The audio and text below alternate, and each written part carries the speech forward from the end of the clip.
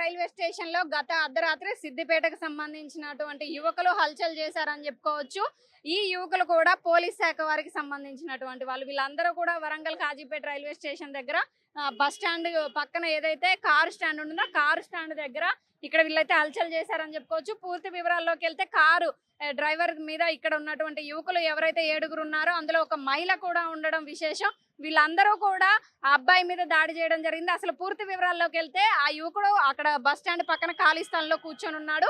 అక్కడికి వీళ్ళు 7గురు చేరుకోవడంతో ఒక మహిళతో పాటు వీళ్ళందరూ కూడా అక్కడికి చేరుకున్నారు. అక్కడ ఖాళీగా ఉన్నటువంటి కారు స్టాండ్ కి సంబంధించి బస్ స్టాండ్ కి సంబంధించి పక్కన ప్లేస్ లో మూత్ర విసర్జన బహిరంగ ప్లేస్ లో చేయడంతో ఆ యువకుడు ఉండి, అన్న ఇక్కడ మేము అందరం కూర్చుంటాము, ఇక్కడ మేము కూర్చునే స్థలము దుర్వాసన వస్తుంది, ఇక్కడ ఎందుకన్నా అక్కడ టాయిలెట్స్ ఉంటాయి వెళ్ళండి అని చెప్పే క్రమంలో నువ్వెవడో నాకు చెప్పడానికి అంటూ ఆ అబ్బాయి మీద వీళ్ళందరూ కూడా విరుచుకుపడినటువంటి దాడిలో అబ్బాయికి ఒక యువకుడికి దాదాపు ఒక 25 నుంచి 35 సంవత్సరాల లోపు ఉంటాడు. ఆ అబ్బాయికి ఇక్కడ నెత్తి మీద కానివ్వండి, మెడ మీద కానివ్వండి తీవ్ర గాయాలయ్యాయి.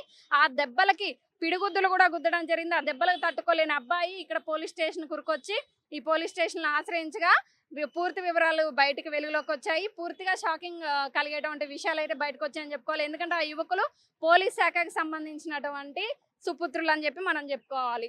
ఎవరు అనే పూర్తి వివరాల్లోకి వెళ్తే సిద్దిపేటకు సంబంధించి ఏఆర్ఐ సిఐ పూర్ణచంద్ర అనే ఒక సిఐ కుమారుడు, అలానే ఒక కానిస్టేబుల్ వాళ్ళ అబ్బాయి కూడా ఉన్నాడు. మిగతా వాళ్ళు ఎవరనేది ఇంకా పూర్తి వివరాలు తెలియాల్సింది. కానీ ఎవరైతే బాధితులు ఉన్నారో ఆ బాధితుడు వాళ్ళు చెప్పేటువంటి మాటలు ఆ సమయంలో వాళ్ళు గంజాయి తీసుకున్నట్టున్నారు, మద్యం సేవించినట్టున్నారు. అసలు వాళ్ళు మాట్లాడే విధానం అంతా కూడా హైపర్ లో ఉంది. మనం చెప్పేది కూడా వాళ్ళు వినట్లేదు. నువ్వెవడు నాకు చెప్పడానికంటూ ర్యాష్ అవ్వడం, మీరు నన్ను ఏం చేయలేరు, మా వాళ్ళు పోలీసులు అంటూ మీరు ఏం చేస్తారో ఎవరికి చెప్పుకుంటారో వెళ్ళండి అంటూ కాలర విసురుకుంటూ వెళ్ళారు అని చెప్పడం జరుగుతుంది. ఏదైతే పోలీస్ శాఖ వారు కాలేజీ పిల్లల్లో కానివ్వండి, బయట వారు కానివ్వండి గంజాయి తీసుకుంటే ఊరుకోము, అలానే రోడ్ల మీదకి నిర్ణీత సమయం తర్వాత రోడ్ల మీదకి వస్తే ఊరుకోమని చెప్పేటువంటి పోలీస్ శాఖకు సంబంధించి పోలీసు వారి సుపుత్రులు ఈ రోజు ఈ ఘనకార్యానికి ఒడికట్టారు. ఇప్పటి వరకు కూడా కేసు నమోదు కాలేదు. అలానే వాళ్ళు ఇప్పుడు లేరు ఇక్కడ. అసలు ఎక్కడికి వెళ్ళిపోయారు అంటే ఒక పోలీస్ శాఖకి సంబంధించి ఉన్న ఉద్యోగికి సంబంధించినటువంటి పిల్లలు కావడంతో వాళ్ళ పక్కదోవ పట్టిస్తున్నారా? అదే సామాన్య ప్రజలైతే ఈ పాటికి వాళ్ళని లోపలేసి ఉల్టా వీళ్ళని బజాయించకపోయారా? ఇప్పటికీ కూడా బెయిల్ రాని సెక్షన్స్ తో లోపడేసేవాళ్ళు. కానీ ఒక సామాన్య యువకుడి మీద పోలీసు కొడుకు చేసినటువంటి ఈ దాడిలో 7గురు చేసినటువంటి ఈ దాడిలో ఈ అబ్బాయి తీవ్రంగా దెబ్బలు పాలైనప్పటికీ కూడా ఇప్పటి వరకు ఎలాంటి యాక్షన్ లేదు. ఏం కేసు నమోదు చేశారని మన వెళ్ళి క్రమంలో అడిగితే మీరెవరు ఇక్కడికి ఎందుకు వచ్చారంటే అక్కడ ఉన్నటువంటి లేడీ కానిస్టేబుల్ కూడా వాళ్ళు మనతో ర్యాష్ గా మాట్లాడడం అనేది నేను కూడా అబ్జర్వ్ చేసిన అక్కడ తప్పుదోవ పట్టిస్తున్నారు అనడానికి ఇదే నిదర్శనం. అసలు ఆ అబ్బాయిని కంప్లైంట్ చేయగా వాళ్ళని ఎలా వదిలేస్తారు? ఈ రోజు మధ్యాహ్నం కావస్తుంది. నిన్న తెల్లవారు జరిగినటువంటి ఈ సంఘటన మీద ఇప్పటి వరకు యాక్షన్ ఎందుకు తీసుకోలేదు? అసలు ఏంటి అక్కడ ఏం జరుగుతుంది అనేది. అలానే అక్కడ ఆటో స్టాండ్ కి సంబంధించి ఆ గొడవ జరిగే సమయంలో ఇంకొక 2-3 కార్లు ధ్వంసమయ్యాయని చెప్తున్నారు. అలానే పోలీస్ స్టేషన్ లో కూడా ఇప్పటి వరకు కూడా బాధితులు ఇక్కడే ఉన్నారు. అసలు వాళ్ళని ఇక్కడ తీసుకొచ్చారా? అసలు కేసు నమోదు చేశారా? ఒకవేళ కేసు నమోదు చేస్తే ఏ సెక్షన్ల కింద కేసు నమోదు చేశారు? ఒకవేళ అబ్బాయిలు ఆ సమయంలో గంజాయి తీసుకొని ఉన్నారా? వీళ్ళకి టెస్టులు చేశారా? మద్యం సేవించున్నారా? ఏం జరిగింది?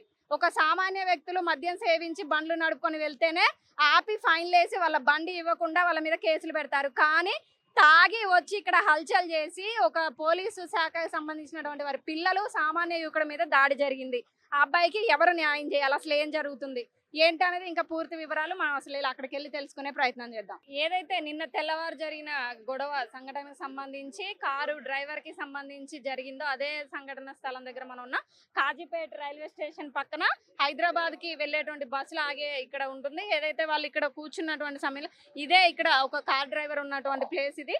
అక్కడే కూర్చున్నాడు ఆయన. వీళ్ళు వచ్చేసి ఇక్కడ మూత్ర విసర్జన చేయడానికి ఇటు వస్తే వీళ్ళందరూ కూర్చునే స్థలం కాబట్టి ఇక్కడ ఎందుకు అన్న ఇక్కడ ఉంటే మాకు స్మెల్ వస్తుంది వద్దు అని చెప్పే తోవలో అతను వాళ్ళ మీద వాళ్ళు మాట్లాడే విధానం కానివ్వండి, వాళ్ళు ఉన్నటువంటి ఆ మాట తీరంతా కూడా వీళ్ళంతా ఒక ఉన్నత కుటుంబానికి చెందినవారో లేకపోతే ఇన్ఫ్లుయెన్స్ ఉన్నవారో అంటే అప్పటికే వాళ్ళు భావించడం జరిగింది. దాడి జరిగిన ఎమ్మటే ఆయన పక్షాన అంటే అక్కడ దాడి జరిగినప్పుడు అతను ఒక్కడే ఉన్నాడంటే అక్కడ వీళ్ళెవరు కూడా లేరు. ఆ సమయంలో వీళ్ళందరూ టీ తాగడానికి వెళ్ళారు. రాగానే వెంటనే పోలీస్ స్టేషన్కి వెళ్ళారు. పోలీస్ స్టేషన్కి వెళ్ళిన తర్వాత తీరా వాళ్ళు ఎవరి పుత్రులు ఎవరు అంటే అంత ఘనకార్యం చేసిన వాళ్ళు ఎవరు కొడుకులు అని తెలిస్తే అందరూ షాక్ అయ్యారు. ఆ సిద్దిపేటకి సంబంధించి ఏఆర్ ఎస్ఐకి సంబంధించి ఆయన కొడుకుగా వీళ్ళు భావించి అందులో ఒక కానిస్టేబుల్ గా కూడా ఉన్నారు ఒకళ్ళ కొడుకు. మొత్తం 7గురు వచ్చారని చెప్తున్నారు. ఇదే ప్లేస్ లో ఇక్కడ ఈ గొడవ జరిగిందని చెప్పుకోవచ్చు. ఇక్కడ బీర్ బాటిల్ కూడా ఉండాలి తీసేశారు. ఇక్కడ మనం చూసుకోవచ్చు. ఇగో మందు బాటిల్స్ ఇక్కడ పడేసినాయి, ఇవన్నీ ఉన్నాయి అన్నమాట. సో ఇదంతా కూడా ఇదే స్థలంలో జరిగింది. ఇక్కడ మందు బాటిల్స్ పడేసి ఉండడం కానివ్వండి, ఇదంతా మనం చూడొచ్చు. ఏదైతే గొడవ జరిగిందో అదే స్థలంలో ప్రస్తుతం మనం ఉన్నాం. అలానే ఈ గొడవ జరిగిన సమయంలో ఇక్కడ జరిగే ఏదైతే గొడవ ఉందో ఇక్కడ నుంచి కారు స్టాండ్ దగ్గరికి వెళ్ళి కార్ స్టాండ్ దగ్గర కూడా వాళ్ళు ఒక 2-3 కార్లను ధ్వంసం చేయడం జరిగింది. ఆ కార్లు ధ్వంసమైన దగ్గర కూడా మనం వెళ్ళే ప్రయత్నం చేద్దాం.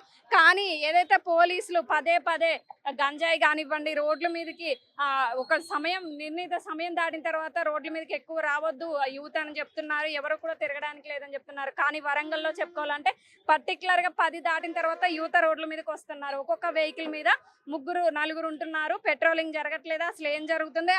రాత్రి 10 దాటితే చాలు కాలేజీ పిల్లలు అందరూ కూడా రోడ్ల మీదకి వస్తున్నారు.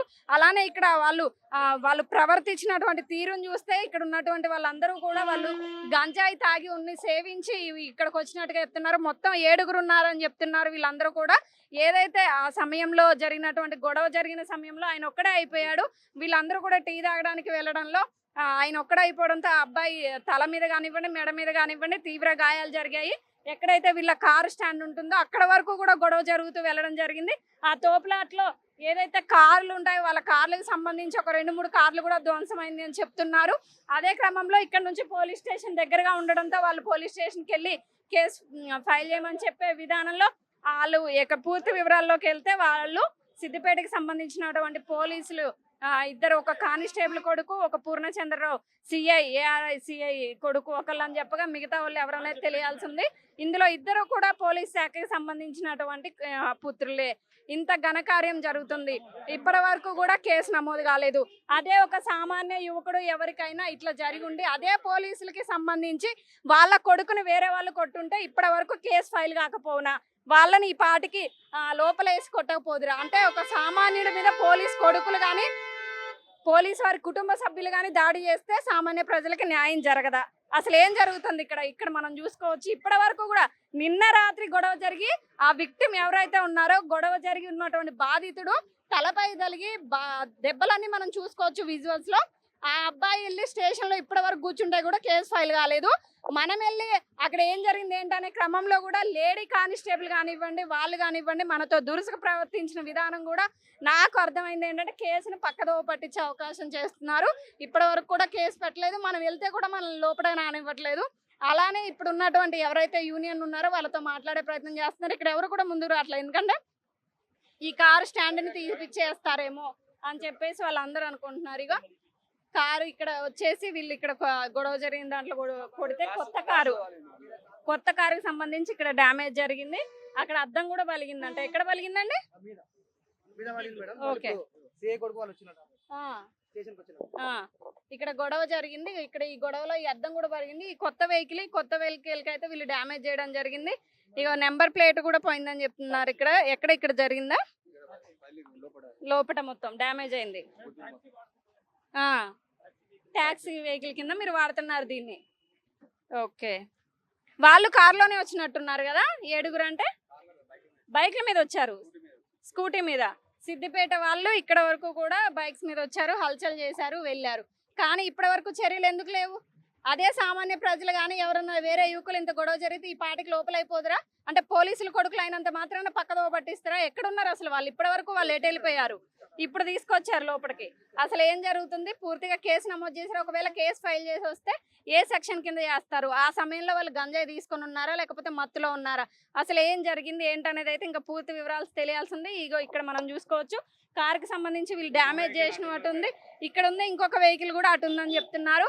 వాళ్ళు మొత్తానికైతే ఇక్కడ వచ్చి సిద్దిపేట యువకులకి సంబంధించి ఇక్కడ వచ్చి అలచల్ చేయడం అయితే జరిగింది. గత రాత్రి కేవలం వాళ్ళు ఎవరైతే డ్రైవర్లు కూర్చునే ప్లేస్ కానివ్వండి బస్ లాగే ప్లేస్ లో టాయిలెట్ పోయొద్దు అని చెప్పిన దానికే ఇక్కడ వీళ్ళు వాళ్ళని కొట్టడం జరిగింది. ఒక్కడిని చేసే వాళ్ళ 7 అయితే వాళ్ళు దాడి చేయడం జరిగింది. ఆ దాడిలో అబ్బాయికి తీవ్రంగా గాయాలయ్యాడు. తల మీద కానివ్వండి మెడ మీద కానివ్వండి గాయాలయ్యాయి.